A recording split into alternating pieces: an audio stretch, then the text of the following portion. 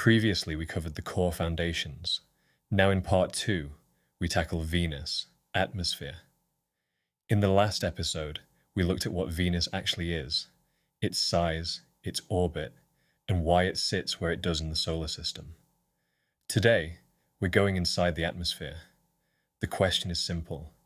How does a planet so similar to Earth in size and composition end up with skies that would kill you in seconds? That's not an exaggeration. And understanding why matters more than you might expect. Act 1. Setup. Venus has an atmosphere. That much sounds unremarkable, but the scale of it is something else entirely. Surface pressure sits at around 92 times what you'd experience standing on Earth, roughly equivalent to being 900 meters underwater. The air itself would crush you before anything else got the chance. It's made almost entirely of carbon dioxide, around 96%.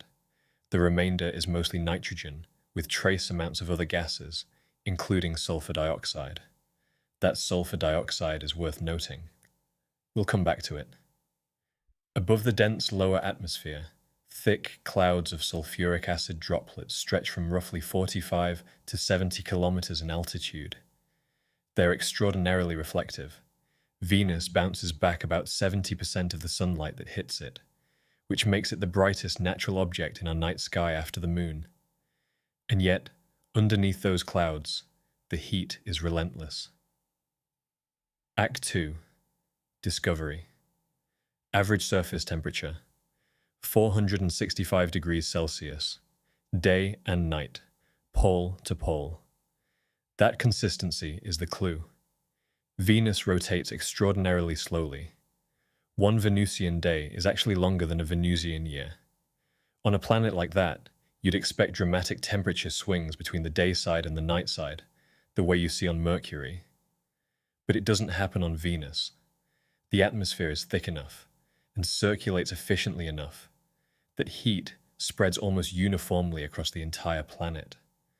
What you're looking at is a runaway greenhouse effect. Carbon dioxide traps incoming solar radiation as heat. That heat can't escape. Temperatures climb. On Venus, that process ran to completion billions of years ago. The planet essentially baked itself. Now, that's sulfur dioxide. It connects to one of the more active areas of ongoing research. In the upper cloud layers, chemical reactions involving sulfur compounds remain only partially explained. A small number of researchers have suggested that biological processes might account for certain chemical signatures detected there, though that's highly speculative and widely contested. What isn't contested is that the upper atmosphere is chemically active in ways we don't yet fully understand.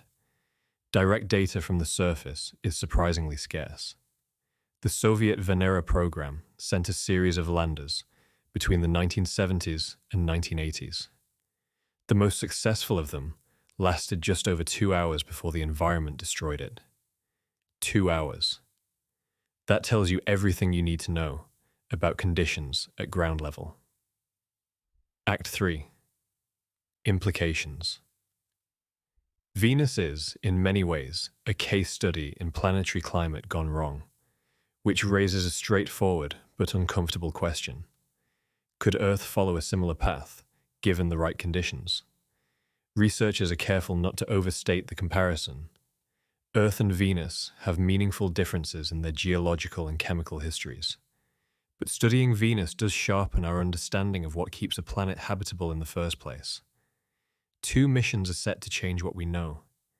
The European Space Agency's Envision, planned for the early 2030s, will study the Venusian atmosphere in detail.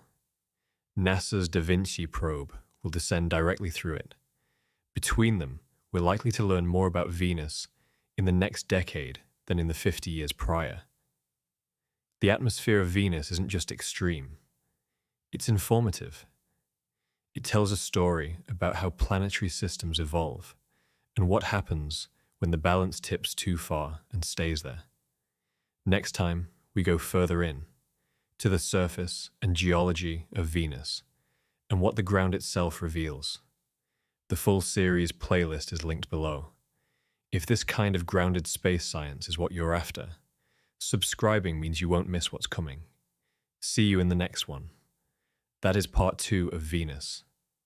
In part 3, we explore the next key question. Subscribe so you do not miss it.